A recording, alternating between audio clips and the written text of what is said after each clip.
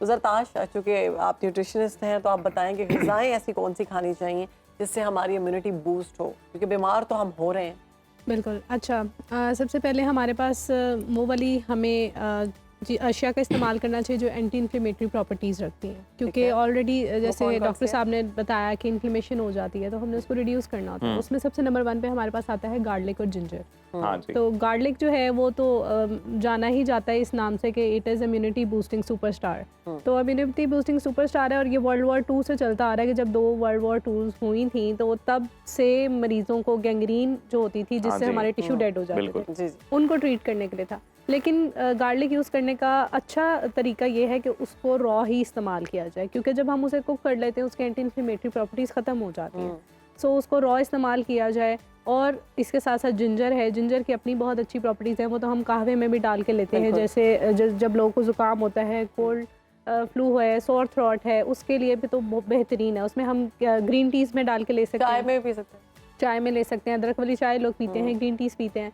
इसके साथ साथ हनी जो है, हनी भी एंटी इन्फ्लेमेटरी प्रॉपर्टीज़ रखता है, वो तो हम बच्चों को भी देते हैं। जैसे काली मिर्च जो है वो शहद में डाल के, क्योंकि काली मिर्च भी एंटी इन्फ्लेमेटरी अच्छा प्रॉपर्टीज़ ज़रताश, ये जो भी आपने बताया ये सारे तरीके, ये तो एक हेल्दी पर्सन है नॉर्मल, अगर उसको अपना इम्यूनिटी सिस्टम बरकरार रखना है या बूस्ट रखना है तो वो ये सारी डाइट ले। वो ख़वातीन हज़रात जो ऑलरेडी ब्लड प्रेशर या डायबिटिक है, इस तरह से उन्हें कोई बीमारी है, वो क्या अच्छा, करें? डायबिटिक और ब्लड प्रेशर के मरीज़ों दोनों के लिए तो ये चारों जो इंग्रेडिएंट्स है बेहतरीन है, क्योंकि अच्छा। इनसे कोई मसला नहीं होता। क्योंकि हमारा जो जिंजर है वो तो इतनी अच्छी ये प्रॉपर्टी रखता है कि अगर हमारा वाइट ब्लड सेल्स कम हुए हुए हैं तो वो उनको ज़्यादा कर देता है, और अगर ज़्यादा हुए हुए हैं तो उनको मेंटेन करता है। तो वो एक अच्छा। होम्योस्टेसिस मेंटेन रखता है हमारी बॉडी के अंदर। और क्वांटिटी कितनी लाइक ये भी? क्वांटिटी, हाँ जी, क्वांटिटी की अगर बात करें तो जो हमारे पास गार्लिक का क्लोव है वो दिन में हम 3 इस्तेमाल कर सकते हैं, ठीक है। क्योंकि एक जो है वो भी इनफ प्रॉपर्टीज़ रखता है। लेकिन अगर किसी को बहुत ज़्यादा सीवियर मसला है तो वो इस्तेमाल कर सकते हैं। जिंजर जो है वो हम हाफ जिंजर उसको ग्रेट करके इस्तेमाल कर सकते हैं, मतलब वो आ जाता है हमारे पास 1 टीस्पून के सही। अकॉर्डिंग, तो वो ले सकते हैं। इसके साथ साथ काली मिर्च की बात करें वो हम पिंच 2-3 दफ़ा इस्तेमाल कर सकते हैं। हनी जो है वो 2 टीस्पून इस्तेमाल कर सकते हैं। वो तो डायबिटिक पेशेंट्स भी हनी इस्तेमाल करते हैं अगर वो ऑर्गेनिक सोर्स से आया हुआ है, इनऑर्गेनिक ना हो, यानी आर्टिफिशियल स्वीटनर से बना ना हो, तो वो इस्तेमाल कर सकते हैं। इसके साथ साथ हमारे लिए सबसे ज़्यादा इंपॉर्टेंट ये चीज़ है कि एक न्यू टर्म आई हुई है जो साइंस ने निकाली है, इम्यूनो न्यूट्रिशन। ऐसे न्यूट्रिएंट्स जो आपकी इम्यूनिटी को बूस्ट करते हैं उनको हम इम्यूनो न्यूट्रिशन कहते हैं। अच्छा। सो उसमें सबसे नंबर 1 पे हमारे पास आ जाता है आर्जिनिन। आर्जिनिन हमें कहाँ से मिलता है? सारी गोश्त से बनी हुई चीज़ों से। अच्छा। प्रोटीन वो प्रोटीन जो आप यखनी जैसे पीते हैं हम जी लोग? यखनी अच्छा। पीते हैं, ब्रॉथ पीते हैं। इसके साथ है एग वाइट्स, वो सबसे अच्छा रिचेस्ट सोर्स है। उसके साथ साथ दूसरी चीज़ आती है हमारे पास न्यूक्लियोटाइड्स होने चाहिए। अब न्यूक्लियोटाइड्स हमें कहाँ से मिलेंगे? वो सारे हमें मिलेंगे विटामिन B9 और B12 से। B9 और B12 हमें सारे कहाँ से मिलेंगे? वही दोबारा गोश्त से बनी हुई चीज़ों से। और अगर वो नहीं ले सकते, फॉलिक एसिड फीमेल्स के लिए तो सबसे ज़्यादा इंपॉर्टेंट है। अगर उनकी शादी हुई हुई है, नहीं हुई हुई, उनको अपने फॉलिक एसिड की टैबलेट्स तो लाजमी लेनी चाहिए, क्योंकि मेल्स में इसकी कमी नहीं होती, औरतों में ज़्यादा होती है इसकी कमी। इसके बाद तीसरी चीज़ हमारे पास आ जाती है कि हमने ओमेगा 3 फैटी और वो एसिड्स एक टैबलेट एक दिन में खानी वो होती है? एक टैबलेट एक दिन और में कितने 4 अरसा मिलीग्राम खानी की होती होती है। वो तो कंटिन्यू रखनी होती है, क्योंकि वो विटामिन C जो है वो विटामिन B9 जो है वो हमारा वाटर सॉल्युबल है। वो हमारे कहीं भी जाके डिपॉजिट नहीं होता, वो डेली में हमारे यूरिन में सिक्रीट हो जाता है, स्वेट में सिक्रीट हो जाता है, उसके डेपोजिशन का कोई मसला नहीं है। सो इसके साथ साथ हमारे पास तीसरी चीज़ थी ओमेगा 3 फैटी एसिड्स, वो हमें सारी मिलती है। ज़रताश साहिबा, कोई हमारे पास ऑर्गेनिक भी है रास्ता बचने का? ऑर्गेनिक रास्ता तो यही है जो मैं आपको बता रही थी कि हम लोग अपनी इम्यूनिटी अच्छी रखें तो इंशाल्लाह। अच्छा, छोटे बच्चे बेहतर होगा। ज़्यादा वल्नरेबल होते हैं, उनका इम्यून सिस्टम वीक होता है। जी, जी। तो फ्लू जब का वेदर शिकार चेंज बहुत होता होते है, हाँ जी, फ्लू का शिकार बहुत होते हैं, और उनका भी जब एक दफ़ा ये बुखार वगैरह हो जाए तो उतरता ही नहीं है उनको। ऐसा ही है। तो उन बच्चों के लिए क्या होना चाहिए, कैसी डाइट होनी चाहिए? उन बच्चों के लिए हमारे पास boiled eggs are the best source, क्योंकि वो हम अगर हाफ बॉयल देते हैं तो उससे हमें ओमेगा 3 फैटी एसिड्स भी मिल रहे हैं और आर्जिनिन भी मिल रहा है, अच्छा। जो हम इम्यूनिटी बूस्ट लाइट सा, लेकिन कुछ बच्चे हैं जो बहुत ज्यादा हाफ नहीं खाते। जी जी, तो हम मिड में जो करते मिड हैं, भी कर सकते हैं, कोई मसला नहीं है। एक तो है ना जी जी, एक बिल्कुल तो लाइट सा, लाइट सा होता है, लेकिन हम जो माइल्ड सा हो जाता है, जो ज़्यादा ना स्लरी हो और ना ज़्यादा इतना सॉलिड हो जाए, उसमें भी ये होता है। माइल्ड जो होता है उस वो देना चाहिए हमें बच्चों को। बच्चे जो है हमारे वो यखनी तो पीते नहीं है, तो अगर वो सूप्स पीते हैं, जैसे आजकल हॉट एंड सॉर सूप है, मैंने नोटिस किया कि छोटे बच्चे आजकल पीते हैं। वो फिश क्रैकर्स के साथ अगर ले लें, तो अगर वो जिस तरह से भी कंज्यूम कर लें तो उनको कोई फ़ायदा तो होगा ना, क्योंकि हम उसके अंदर भी एग वाइट्स डाल सकते हैं।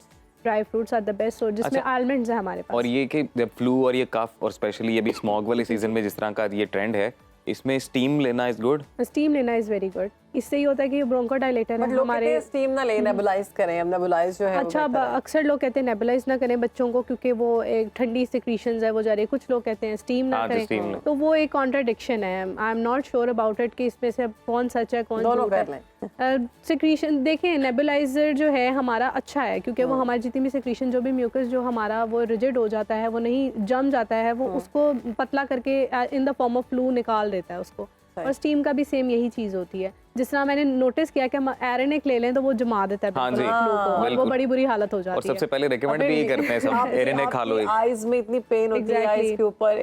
डॉक्टर साहब आपसे ये सवाल है, जैसे बच्चे जो हैं उनको जब एक दफ़ा रेशा हो जाता है, आजकल जो है बहुत ज़्यादा उनकी चेस्ट जो है ना स्टक हो जाती है रेशे से, और उनकी आवाज़ भी नहीं निकलती, और सांस लेते हैं तो उससे भी आवाज़ आती है, और जब खांसी करते हैं तो बाकायदा बहुत भारी आवाज़ होती है। तो उसमें बच्चों के लिए जो है नेबुलाइज करने का कहा जाता है, आप नेबुलाइज करें, और उसके बाद कहा जाता है कि इनको वॉमिट करवाएं, क्योंकि इनका जो रेशा है वॉमिट के जरिए निकलेगा। तो देखिए बच्चे क्यों वल्नरेबल होते हैं, जैसे मैंने बताया कि हमारे रेस्पिरेटरी पैसेजेस में सीलिया होते हैं। अच्छा, ये माइक्रोस्कोपिक लेवल के हेयर होते हैं जो हमारी म्यूकस सिक्रीशंस को, उसकी मूवमेंट को फैसिलिटेट करते हैं। ठीक। इस सीजन में, स्मॉक सीजन में, वो सीलिया पैरालाइज हो जाती है। ओह, ठीक है, तो वो जो फैसिलिटेट करते हैं म्यूकस और सिक्रीशंस, वो नहीं कर पाते, जिसकी वजह से इन्फेक्शन हो जाती है बच्चों में। एज आई सेड कि एक तो आप ह्यूमिडिटी रखें 70%, चाहे वो स्टीम की सूरत में, ड्राइनेस ना हो। जब ड्राइनेस हो जाती है लंग पैसेजेस में, एयर पैसेजेस में, तो उसकी वजह से सिक्रीशंस मैं आपसे ड्राई हो यहीं जाती से जवाब लूंगी। हमारे साथ एक कॉलर मौजूद है, आरिफ। आरिफ, कैसे हैं आप? बताएं क्या सवाल है आपका? अल्हम्दुलिल्लाह ठीक। मेरा सवाल ये है कि मेरी छाती में ज़्यादातर बगलम रहता है, और मैं बुखार मुझे नहीं है तकरीबन 5 साल से। 5 साल से बुखार है? नहीं हुआ? बुखार नहीं हो रहा मुझे, अच्छा। लेकिन छाती में अक्सर बगलम रहता है। देखिए क्या कितने अरसे से है ये आपको बलगम और ये छाती का मसला? ये तकरीबन साल 1.5 साल हो गया है। देखें, अगर तो ये क्रॉनिक परसिस्ट कर रहा है तो मैं आपको यही एडवाइस करूंगा कि किस शहर में रहते हैं आप? मैं सर राजनपुर से। राजनपुर में? जी सर। ठीक है जी। वो आपका जो राजनपुर का हॉस्पिटल है, मैं गया हूँ, काफ़ी डेवलप्ड है, तहसील हेडक्वार्टर हॉस्पिटल। आप वहाँ जाएं और किसी चेस्ट स्पेशलिस्ट या पल्मोनोलॉजिस्ट को दिखाएं, ताकि वो आपका एक्सरे चेस्ट करे और आपको proper guidance they. I think अगर आपको साल 1.5 साल से ये सिम्टम्स हैं तो इट्स हाई टाइम कि आप एक कंसल्टेंट चेस्ट स्पेशलिस्ट को वहाँ जाके तहसील हेडक्वार्टर में ज़रूर दिखाएं। खत्म हो जाती है, ठीक हो जाता है, फिर कुछ अर्से बाद 1-2 महीने खुद ब खुद से दोबारा शुरू हो जाता है। यही वजह है कि प्रोलॉन्ग चलें, कर रहा है, ठीक तो आप कंसल्टेंट ओपिनियन लें चेस्ट स्पेशलिस्ट। ठीक है, आपको जवाब दे दिए डॉक्टर साहब ने। आप जाएं, चेक करवाएं। डॉक्टर साहब, अपना मेरा एक एक्सरे सवाल है, करवाएं। आप कह रहे थे ह्यूमिडिटी मेंटेन करना। बच्चों वाला भी बताएं। हाँ वो वाला जी, भी बच्चों वाला भी, और दूसरा 70% हम कैसे मेजर करेंगे कि 70% हो गई है ह्यूमिडिटी? देखिए, ह्यूमिडिफायर है तब तो पता चल जाएगा, अगर नहीं है तो आप वही प्रिकॉशन रखें कि केटल ऑन रखें या पानी को एवेपोरेट होने दें। अगर आप अफोर्ड कर सकते हैं तो एयर प्योरीफायर भी इज़ द बेस्ट ऑप्शन, क्योंकि जो स्मोक पार्टिकल्स जो अंदर आ जाते हैं घर के अंदर, ये उनको प्योरीफाई करता है। तो एयर प्यूरिफायर जो है वो लेकर रखें जी, वो भी एक बेस्ट ऑप्शन है। तो और बच्चों का बस लास्ट पे बता दें कि देखिए, बच्चों का यही है कि आप पहले तो प्रिकॉशंस रखें, लेकिन अगर उनको सिम्टम्स आ रहे हैं और उनको फीवर 3rd 4th डे तक डेवलप हो रहा है तो you need to consult a doctor. This is the key अच्छा, पॉइंट। होता ही है माँ बाप खुद से एंटीबायोटिक दे देते हैं, और एंटीबायोटिक तो खुद से आपने स्टार्ट ही नहीं करनी। हाँ जी। हमारे मुल्क में एंटीबायोटिक फार्मेसी से मिल जाती है, बाहर के मुल्क में other than doctor prescription antibiotic तो मिलती नहीं। It's not an over the counter drug. चलें, ठीक। ओवर द काउंटर ड्रग में पैनाडोल आ जाता है, कुछ कफ सिरप आ जाते हैं। Antibiotic is to be prescribed by a doctor. ठीक है। Not, you know. बहुत शुक्रिया डॉक्टर असफर साहब एंड ज़रताश, बहुत शुक्रिया, आपने वक्त दिया सुनो पाकिस्तान को। बाखबर रहिए हर जगह हर वक्त बर वक्त। अभी सुनो न्यूज का यूट्यूब चैनल सब्सक्राइब करें और बेल आइकन पर क्लिक करें और जानिए मुल्की और गैर मुल्की हालात व वाक़यात यकीन के साथ।